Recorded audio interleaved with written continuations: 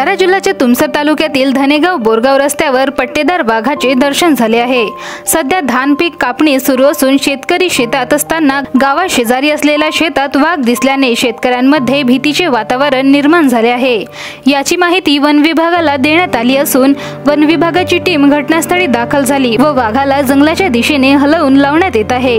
या वाघाला पाहण्यासाठी नागरिकांनी मोठी गर्दी केली आहे।